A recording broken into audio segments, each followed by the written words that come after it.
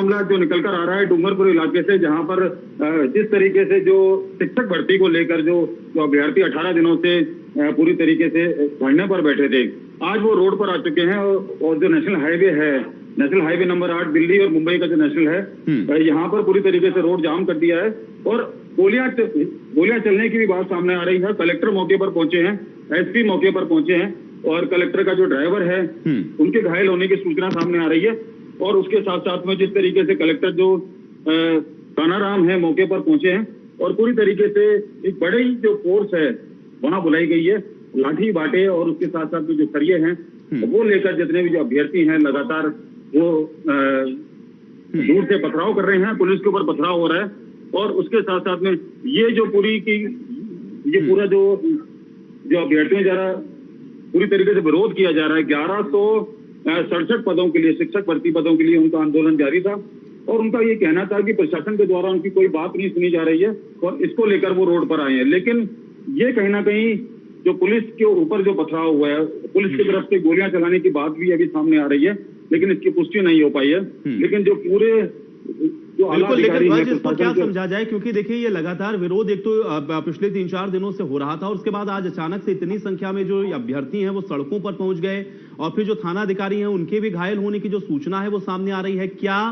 ये जो भीड़ है वो ज्यादा आक्रोशित और उग्र हो गई और इसका अंदाजा शायद नहीं था स्थानीय प्रशासन को, इसलिए ये इतना ज्यादा बढ़ता हुआ मामला नजर आ रहा है यहाँ पर? ध्वज,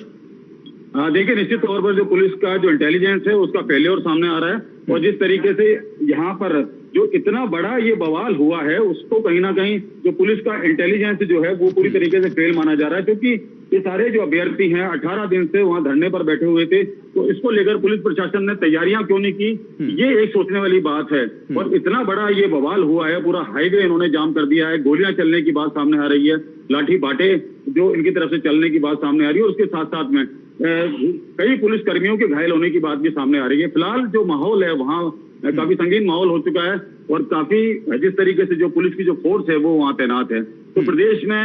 काफी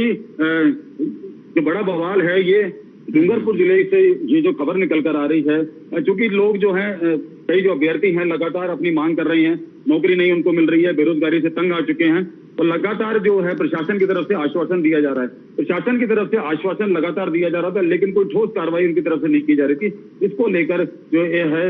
एक बड़ा प्रदर्शन किया है और आज जो ये सारे अभ्यर्थी हैं, सैकड़ों की संख्या में जो अभ्यर्थी हैं डूंगरपुर जिले में, वो पूरी तरीके से रोड पर आ चुके हैं। रोड पर एक लंबा जाम, कई किलोमीटर का लंबा जाम वहां लग चुका है और दिल्ली मुंबई हाईवे जो कि एक बड़ा जो नेशनल हाईवे है, ये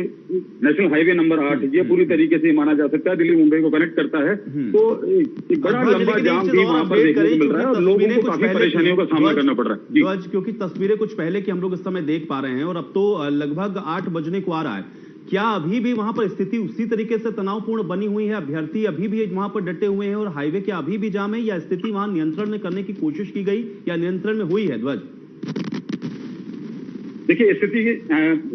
ये नहीं कहा जा सकता कि स्थिति अभी नियंत्रण में है, क्योंकि जो प्रशासन के जो आला अधिकारी हैं समझाइश का प्रयास वहां कर रहे हैं और चूंकि अभी 8 बज चुके हैं, देर रात का समय भी अब हो चुका है, अंधेरा हो चुका है, लेकिन वहां पर जो स्थिति है वो किसी भी तरह से कंट्रोल में नहीं माने जाती। और क्योंकि जो कलेक्टर का ड्राइवर है वो घायल हुआ है, एसपी को चोट लगी है और उनके साथ साथ में एसडीएम को चोट लगी है, तो लगातार जो इस तरीके की जो बातें सामने आ रही है, कई जो पुलिस कर्मियों की भी चोट लगी है, तो वहां पर जो है समझाइश के प्रयास फिलहाल किए जा रहे हैं और बड़ी जो फोर्स है वो और मंगाई गई है। एम्बुलेंस की जो टीमें हैं, एम्बुलेंस है मौके पर आई हैं और चूंकि अस्पताल वहां से काफी दूर है इसलिए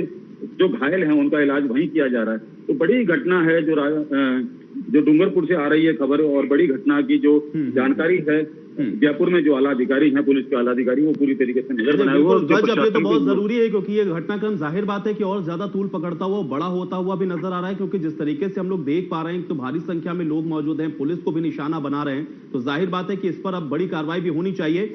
लेकिन ध्वज, एक बार थोड़ा पीछे जाते हुए जरा ये बताइए कि क्योंकि आप बता रहे हैं कि 18 दिन से ये लगभग विरोध कर रहे हैं ये छात्र या ये जो अभ्यर्थी हैं, इनका विरोध प्रदर्शन की वजह क्या कुछ रही और 18 दिन से अगर ये विरोध प्रदर्शन कर रहे हैं तो पहले ही इसको कंटेन करने की या इनको समझाइश देने की या इनको हटाने की या समझाने की या इनके लिए जो ये आश्वासन चाहते हैं उनको अब तक क्यों नहीं दिया गया? क्या इस पर सवाल नहीं उठने चाहिए? ध्वज, निश्चित तौर पर जो आपने कहा है कि जिस तरीके से 18 दिन से इनका जो विरोध प्रदर्शन जारी था, ये जो विरोध प्रदर्शन इनका था शिक्षक भर्ती को लेकर था, 1167 पदों के लिए लगातार ये आंदोलन कर रहे हैं। उनका ये कहना था कि जिस तरीके से ये जो उन्होंने एग्जाम दिया है, एग्जाम में पास हुए हैं और लगातार जो सरकार की तरफ से आश्वासन दिए जा रहे हैं, वो आश्वासन सरकार जो है पूरे नहीं कर पा रही है। 18 दिन से इनका जो प्रदर्शन था वो पूरी तरीके से लगातार जारी था और उसके बाद में जो पुलिस को जो इंटेलिजेंस, जैसा कि मैंने आपको कहा कि पुलिस का इंटेलिजेंस पूरी तरीके से फेल नजर आ रहा है, क्योंकि सैकड़ों की संख्या में ये 18 दिन से जो यहाँ पर पूरी तरीके से प्रदर्शन कर रहे थे, तो पुलिस को ये अंदेशा क्यों नहीं था? पुलिस को ये अभी तक ये एहसास नहीं था कि ये जो प्रदर्शन है काफी उग्र हो सकता है, जो कि आज उसकी बानगी देखने को मिल रही है जब हाईवे जाम कर दिया। तो कहीं ना कहीं ये माना जा सकता है कि जो प्रशासन की जो कमजोरी है और प्रशासन लगातार जो है आश्वासन दे रहा था और इस पूरे जो धरने को गंभीरता से नहीं लिया, उसी का खामियाजा आज जो है प्रशासन को भुगतना पड़ रहा है। और जिस तरीके से जो कलेक्टर को चोट लगी है, कलेक्टर के ड्राइवर को चोट लगी है, एसडीएम को चोट लगी है, एसपी को चोट लगी और तमाम जो कई जो पुलिस के जो कई जो पुलिसकर्मी हैं वो घायल हुए हैं। तो इसको लेकर कहीं ना कहीं अब ये माना जा रहा है कि ये जो मामला है काफी गंभीर हो चुका है और अब जो है छात्रों का जो गुट है, जो पूरी तरीके से अभ्यर्थियों का जो गुट है, उनके जो लीडर हैं उनसे बातचीत करने का प्रयास किया जा रहा है, समझाइश का प्रयास किया जा रहा है। जी ध्वज जी, ये बताएं क्या, क्योंकि जो अभ्यर्थी हैं, क्योंकि आप बता रहे हैं कि अभी भी स्थिति नियंत्रण में नहीं है, तो क्या फोर्स और एक्स्ट्रा वहां पर भेजी जा रही है और इसको नियंत्रण में करने के लिए प्रयास क्या हो रहे हैं? क्या कोई अधिकारी से आपकी या संबंधित किसी शख्स से आपकी बात हुई है जो इसकी जो जानकारी दे सके या बता सके कि अभी वहां ग्राउंड पर क्या स्थिति है और कैसे इसको सही करने की या इनको समझाने की कोशिश हो रही है? वो प्रयास पहुंचा कहां तक है? इस विषय में कोई जानकारी मिल पाई है क्या ध्वज?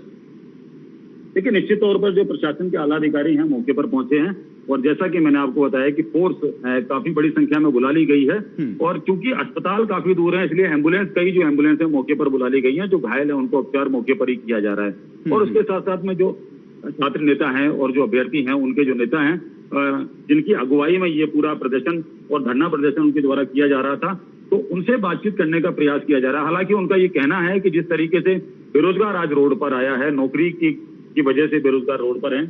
और लगातार जो है प्रशासन की तरफ से लगातार आश्वासन दिए जा रहे थे, बातचीत करने के लिए अभी किसी प्रकार से तैयार नहीं हुए। लेकिन जो प्रशासन के जो आला अधिकारी हैं वो कहीं ना कहीं अब ये प्रयास कर रहे हैं कि इनसे किसी तरीके से जो बात है वो हो पाए। और जैसा कि मैंने आपको बताया कि नेशनल हाईवे नंबर 8 ये पूरी तरीके से अभी जाम लगा हुआ है, कई किलोमीटर का जाम वहां लगा हुआ है और उसके साथ साथ में जो ये प्रदर्शन है काफी उग्र होता जा रहा है। इसको लेकर भी जो प्रशासनिक जो आला अधिकारी हैं वो चिंतित नजर आ रहे हैं। हालांकि लगातार वो जयपुर संपर्क कर रहे हैं, जयपुर पीएचक्यू में जो बड़े पुलिस के अधिकारी हैं उनसे संपर्क कर रहे हैं और इनके द्वारा कहीं ना कहीं जो बातचीत करने की जो संभावना है उनके द्वारा जताई जा रही है कि किसी प्रकार से बातचीत हो और उसके बाद में इन सभी अभ्यर्थियों को समझाइश करके इन्हें जो है पूरी तरीके से ये जो एक बड़ा जो घटनाक्रम हुआ है उसको खत्म करा जा सके। लेकिन कहीं ना कहीं जो अभी मैं आपको रोक रहा हूं, इस बीच हमारे साथ नेता प्रतिपक्ष गुलाब चंद कटारिया जी फोन लाइन पर जुड़ रहे हैं। गुलाब चंद कटारिया जी, बहुत स्वागत सबसे पहले तो आपका इंडिया न्यूज राजस्थान पर। गुलाब चंद कटारिया जी, तस्वीरें हम लोग देख पा रहे हैं, इसमें उग्र प्रदर्शन अभ्यर्थी कर रहे हैं, कैसे इसको देखा जाए और क्या वजह मानते हैं?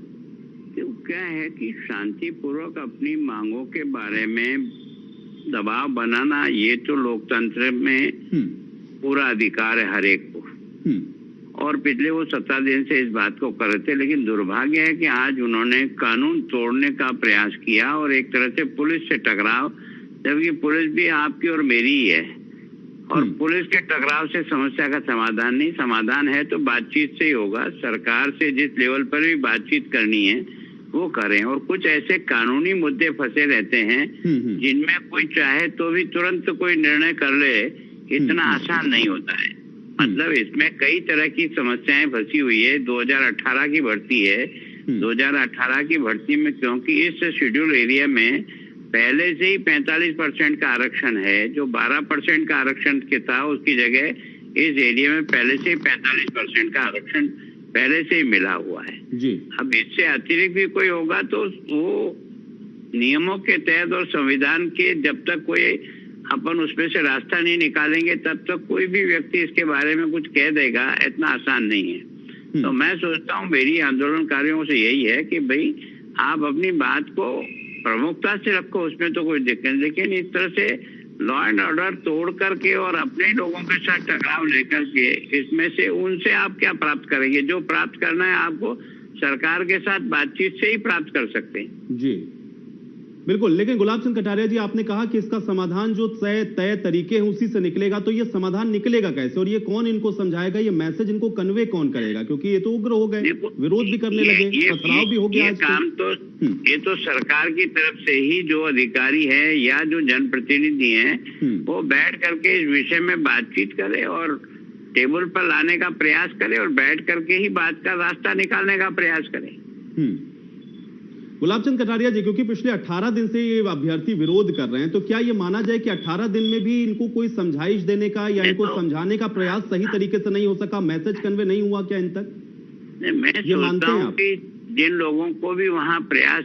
करना था उन्होंने किया होगा। अब कहाँ तक वो टेबल पर आए होंगे, कितनी बात बनी होगी, लेकिन मैं सोचता हूँ इस समस्या का समाधान आज भी निकलेगा या कल भी निकलेगा तो वार्तालाप से निकलेगा और कानूनी पेचीदगियों को हल करने के बाद ही निकल पाएगा और उसी रास्ते पर इनको जाना चाहिए। लेकिन गुलाब चंद कटारिया जी, अब इसका हल अभी फिलहाल तो निकलता हुआ नजर आ नहीं रहा है, लेकिन अगर ये इस तरीके से विरोध प्रदर्शन करते हुए यहाँ पर नजर आ रहे हैं तो क्या ये मानते हैं कि कहीं चूक हो रही है बड़े स्तर पर या इनकी बातों को सुना नहीं जा रहा है, इसलिए ये आज इतने आंदोलित हो गए कि पुलिस को ही निशाना बनाया? मैं सोचता हूँ कि जो भी वहाँ अधिकारी हैं वो बार बार टेबल पर बिठाकर बातचीत करने का प्रयत्न करना चाहिए ताकि कम से कम उनकी बात को समझने का और उनके गुस्से को भी समझने का मौका मिले। और मैं सोचता हूँ कि यही रास्ता आज भी अपनाना पड़ेगा, कल भी इसी रास्ते पर आना पड़ेगा। जिस रास्ते पे कल आना है उसको आज से ही शुरू करें। तो गुलाब चंद कटारिया जी, आप मान रहे हैं कि क्या कम से कम जो पक्ष है उसको, जिसको इनको बातचीत के टेबल पर लाना चाहिए था, इनसे बातचीत करनी चाहिए थी, उसने भी कहीं ना कहीं इसकी संजीदगी को नहीं समझा है, इसलिए ये स्थिति आज ऐसी हुई है। इस प्रकार के जब आंदोलन होते हैं तो उनको निश्चित रूप से वार्ता के टेबल पर लाना ही चाहिए और जिस प्रकार के भी वहाँ लोग उपलब्ध हैं जिनके साथ वो वार्ता करना पसंद करते हैं उन लोगों को भी बीच में डालकर बातचीत करनी चाहिए। बिल्कुल। गुलाब चंद कटारिया जी, एक बार फिर से आप क्या कहना चाहेंगे, क्योंकि ये प्रदर्शनकारी बेहद आंदोलित हैं, उग्र भी हो रखे हैं, हाईवे भी जाम कर रखा है, अधिकारियों को भी नुकसान पहुंचा रहे हैं, कुछ अगर आप कहना चाहते हैं? प्रदर्शनकारियों से मेरी निवेदन है कि अपने देश में लोकतांत्रिक व्यवस्था है, अपनी बात को कहने का अपने को पूरा अधिकार है। जो तरीके लोकतंत्र में आपको दिए हो उन अधिकारों का उपयोग करो और कहीं न कहीं आपको वार्ता के टेबल पर आकर के ही और कानूनी अगर अड़चन है तो कानूनी अड़चन हल करने की और ही आगे बढ़ना पड़ेगा, तभी जाकर के समस्या का समाधान होगा। चलिए गुलाब चंद कटारिया जी, शुक्रिया हमारे साथ जुड़ने के लिए, बातचीत के लिए।